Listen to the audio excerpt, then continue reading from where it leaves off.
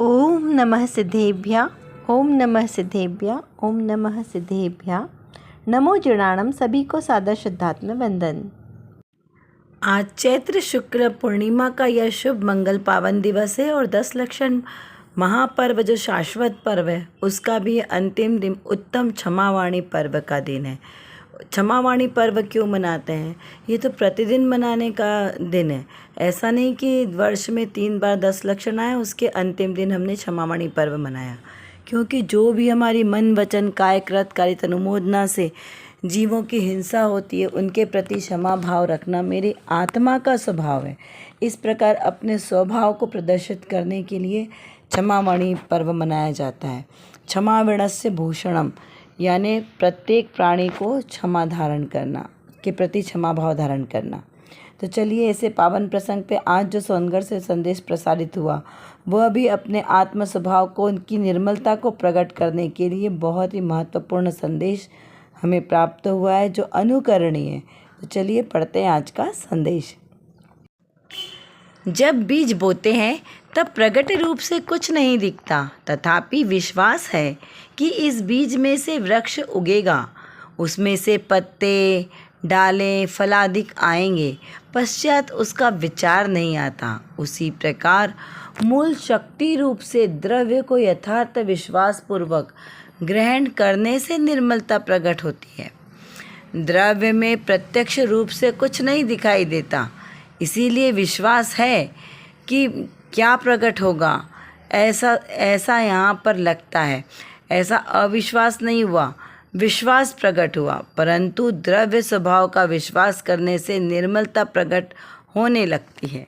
क्या कहा कि बाहर में जैसे हमें लौकिक में बीच में प्रकट रूप से हमें कुछ दिखाई नहीं देता, लेकिन फिर भी विश्वास है कि इसी में से वृक्ष निकलेंगे। आम की गुठली में हमें आम का वृक्ष दिखाई देता है क्योंकि शक्ति रूप से है ना, तो वहाँ पर तो विश्वास है। फिर हमें अपने आत्मस्वरूप पर विश्वास क्यों नहीं होता? जैसे पत्ते आदि का जो हमने कल्पना की, वृक्ष की कल्पना कैसे करेंगे? वृक्ष की कल्पना तो वैसे जड़ रूप में हुई कि जड़ है तो वृक्ष है, जड़ नहीं तो वृक्ष नहीं। पत्ते फूल ये तो ऊपर ऊपर दिखाई देते हैं, लेकिन उसका जो मूल स्थान वो क्या है? जड़ है। तो जड़ है तो वृक्ष है। ऐसे हमें उस बीज में वो जड़ दिखाई देती है कि हाँ इसमें से फल पत्ते आदि सब लगेंगे, इसमें इस बीज में शक्ति है वृक्ष बनने की। तो वैसे ही हमें विश्वास करना है कि मेरा जो आत्म स्वभाव है, मेरा द्रव्य स्वभाव है, मेरा जीव द्रव्य जो स्वभाव है, उसमें ही शक्ति रूप से मेरा आत्मा सर्वांग में विराजमान है। क्योंकि द्रव्य में ही है तभी तो उसकी पर्याय रूप में प्रकट हो रहा है। द्रव्य कैसा है? जीव द्रव्य। और उसकी पर्याय में अभी क्या हुआ? नर नारकादिक जो पर्याय है, मनुष्य गति के भी हम जीव बने हैं, देव गति के, नरक गति के, ये सब जो जीव है ये कैसे है? उसी की पर्याय है। किसकी? मेरे जीव द्रव्य की पर्याय। तो पहले अपने इस जीव द्रव्य पर तो विश्वास रखें कि यही जीव द्रव्य है जो पर्याय रूप से अभी बारंबार परिणमित हो रहा है, वही जीव सिद्धालय में विराजमान हो सकता है। और जो सिद्ध भगवान सिद्धालय में विराजमान है वो भी ऐसे ही अपने जीव द्रव्य के आश्रय लेकर वहाँ विराजमान हुए। उन्होंने पर द्रव्य का आश्रय नहीं लिया, पर भावों का आश्रय नहीं लिया, एकमात्र अपने जीव द्रव्य का अवलंबन लिया, इससे वो सिद्धावस्था को प्राप्त हुए। तो ऐसा ही मैं भी हूँ, ये प्रतिबिंब सु मेरा है। तो इसलिए यहाँ पर हमें प्रकट रूप से कुछ दिखाई नहीं देता द्रव्य स्वभाव में, इसलिए विश्वास नहीं आता। लेकिन क्या प्रकट होगा या नहीं होगा अपना आत्म स्वभाव, इस प्रकार से शंका नहीं करना। निशंकित होना जिन शासन का मार्ग है। तो यहाँ निशंकित होकर ऐसा विश्वास करें कि द्रव्य स्वभाव में, मेरे आत्मा में ऐसी शक्ति भरी पड़ी है कि मैं भी सिद्ध समान शुद्ध बन सकता हूँ। यहाँ पर हमें यह विचार करना है कि मैं सिद्ध समान शुद्ध बन सकता हूँ नहीं, या बन सकती हूँ, मैं हूँ। यहाँ पर क्या करना है? हूँ का हमें विश्वास करना है कि मैं आत्मा हूँ और मैं सिद्ध के समान शुद्ध हूँ। क्यों? क्योंकि द्रव्य स्वभाव से मेरा आत्मा और सिद्ध भगवान का आत्मा एक जैसा है। जितने गुण सिद्ध भगवान के जीव द्रव्य में है, उतने ही गुण मेरे जीव द्रव्य में हैं। जितने गुण पर्याय उनकी शुद्ध शुद्ध प्रकट हुई है, वैसे भी मेरी शुद्ध पर्याय द्रव्य स्वभाव के आश्रय से शुद्ध ही प्रकट होने वाली है। तो ऐसे उस द्रव्य स्वभाव की अपेक्षा से मैं सिद्ध के समान शुद्ध ही हूँ। बस अभी पर्याय की अपेक्षा से जो अशुद्धि है वो भी स्वभाव के आश्रय से आने में नहीं टिकेगी। जब दृष्टि स्वभाव के आश्रय से होगी तो विभाव पर्याय विभाव परिणति सहज ही हट जाएगी, उसे छोड़ना नहीं पड़ेगा। जैसे वृक्ष से पत्ते किसी को तोड़ने पड़ते हैं नहीं, वो सूख जाते हैं तो सहज ही गिर जाते हैं। फिर किसी को उसमें से नए पत्ते उगाने पड़ते हैं नहीं, सहज ही उसमें से नए पत्ते निकलते हैं। ये सहज प्रोसेस है। ऐसा ही हमारा भी सहज स्वभाव है। ऐसे सहज स्वभाव का आश्रय ले तो हमें हमारा जीवन सार्थक होगा। चलिए अब देखते हैं आज की रत्नकणिका में कौन सा विशेष प्रश्न के माध्यम से हमारा विषय क्लियर होगा। यहाँ पर प्रश्न किया है कि अज्ञानी जिज्ञासु और स्वभाव और विभाव के भेद ज्ञान करने का प्रयत्न करता है, किंतु स्वभाव को देखे बिना स्वभाव से विभाव कैसे होगा। क्या प्रश्न किया? पहले तो हमें प्रश्न समझना है कि अज्ञानी जीव की बात चल रही है। यहाँ ज्ञानी सम्यक दृष्टि जीव की बात नहीं चल रही। यहाँ पे अज्ञानी जीव जिज्ञासु, जो अभी अज्ञानी तो है लेकिन वो जिज्ञासु है, उसे जानना है कि मैं आत्मा कैसा हूँ। ऐसी जिसे जिज्ञासा उत्पन्न हुई है, जिसे संसार शरीर भोगों से विरक्ति हो गई है, उसे आत्मिक सुख को प्राप्त करने की जिज्ञासा है। ऐसे जिज्ञासु जीव की बात है यहाँ पे। तो वह जीव स्वभाव और विभाव, जीव का स्वभाव भी है और विभाव भाव भी है ना, तो उसमें भेद ज्ञान करने का प्रयत्न करता है। क्योंकि वो जो जिज्ञासु जीव है वही तो भेद ज्ञान करेगा ना।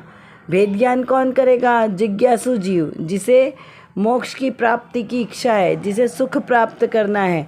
तभी वो जो निरंतर भेद ज्ञान करता रहेगा, तब वो जीव ज्ञानी कहलाएगा। क्योंकि भेद ज्ञान करके वो जो ग्रहण करने योग्य वस्तु है उसको ग्रहण करेगा, और जो छोड़ने योग्य वस्तु है उसे छोड़ेगा।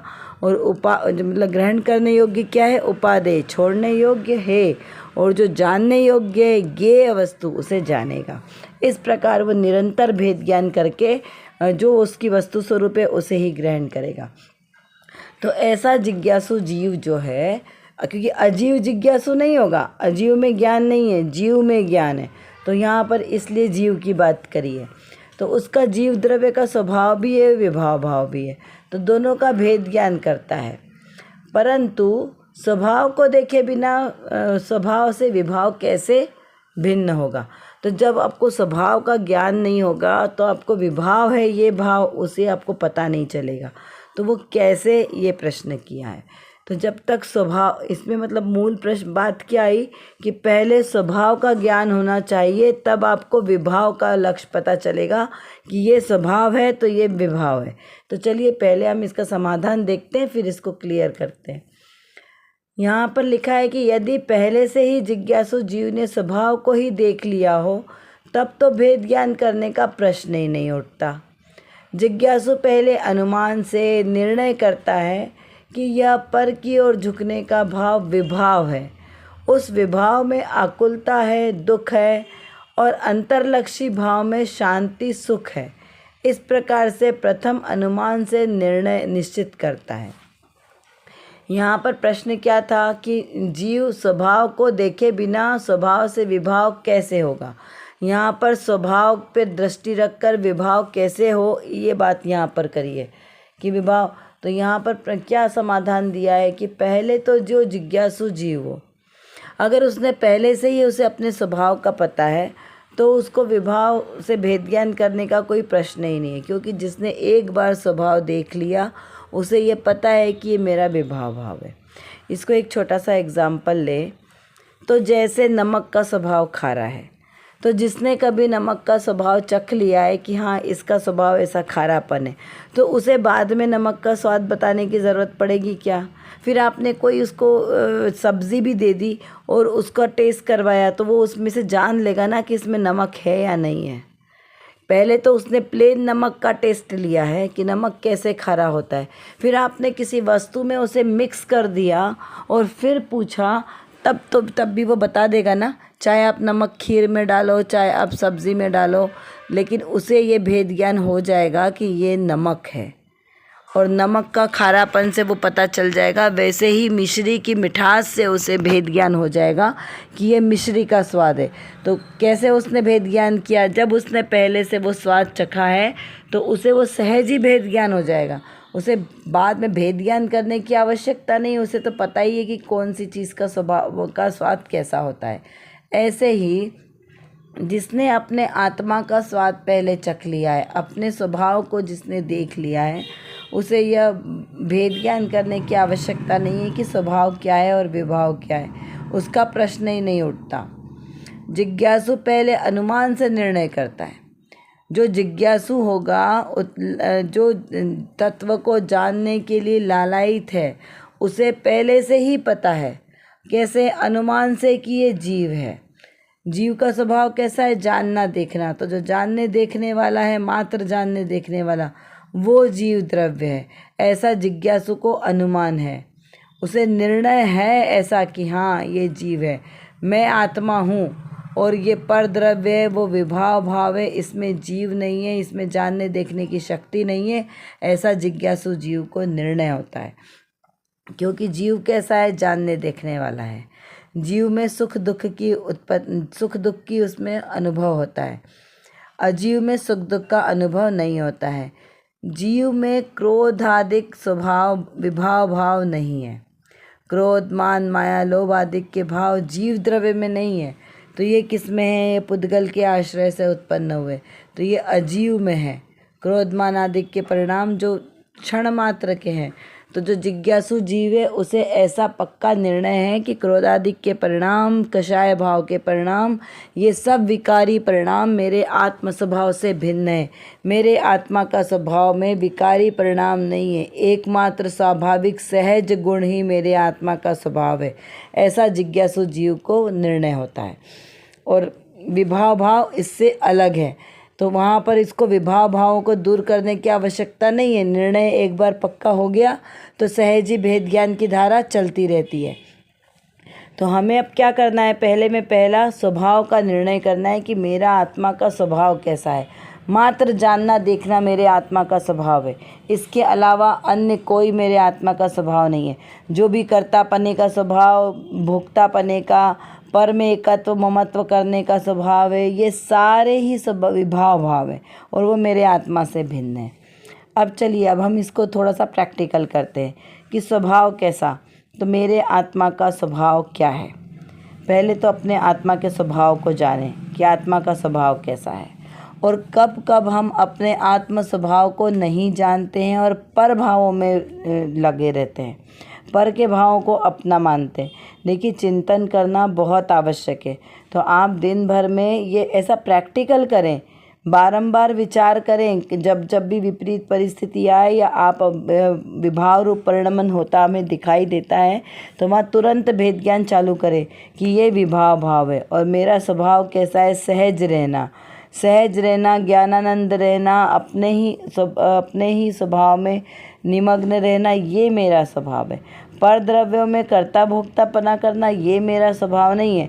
तो पर के कार्य तो करना है, लेकिन उसमें अपनापन नहीं मानना है। क्यों? क्योंकि वो मेरे से भिन्न है। ऐसी प्रतिक्षण वैराग्य भेद ज्ञान की धारा हमें चलाती रहनी है।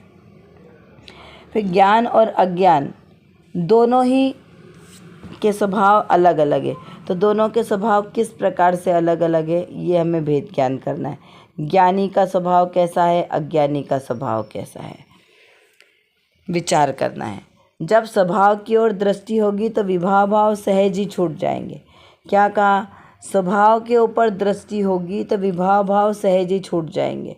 जब आपको मंजिल पर ऊपर चढ़ना है, आप सीढ़ियाँ चढ़ रहे हैं, तो पहली सीढ़ी पर पग रखना आवश्यक है ना। लेकिन ऊपर चढ़ने के लिए नीचे की सीढ़ियाँ सहज ही छूटती जाती है। इसी प्रकार जब दृष्टि स्वभाव पर होती है तब विभाव का रस अपने आप छूट जाता है, उसे छोड़ना नहीं पड़ता है। द्रव्य दृष्टि सो जिनेश्वर दृष्टि। कर विचार तो पाम, हम जितना विचार करेंगे उतना ही हमारा विषय क्लियर होगा, क्योंकि हमारे पास समय की कमी है और जानना बहुत ज़्यादा है। और किसको जानना है? अपने ही ज्ञायक स्वभाव को जानना है। तो जब तक हम अपने इस ज्ञायक स्वभाव को नहीं जानेंगे तब तक हमारा कोई भी कार्य सिद्ध नहीं हो सकता। तो एकमात्र जो मेरे अंदर मतलब मेरे आत्म स्वभाव में जो ज्ञान नाम का विशेष गुण है, इस गुण को एकमात्र अपने ज्ञायक स्वभाव को जानने में लगाएं तो निर्विकल्प दशा की प्राप्ति होगी। और इस निर्विकल्प दशा के ही आश्रय से हमें शाश्वत सुख की प्राप्ति होगी। तो वो शाश्वत सुख हमें प्राप्त हो, इसीलिए पुरुषार्थ करना आवश्यक है। उसके लिए व्यवहार से तो सच्चे वीतरागी देवशास्त्र गुरु का आश्रय लेना योग्य है, और निश्चय नय से मेरी निज शुद्धात्मा का आश्रय लेना ही सर्वश्रेष्ठ उपाय है। अभी के लिए बस इतना ही। विशेष चर्चा हम आगे की कक्षाओं में करेंगे। तब तक हम अपने आत्मस्वरूप को जानें, पहचानें और उसी में लीन रहें। इसी विशेष मंगल भावना के साथ आप सभी को सादर जय जिनेंद्र।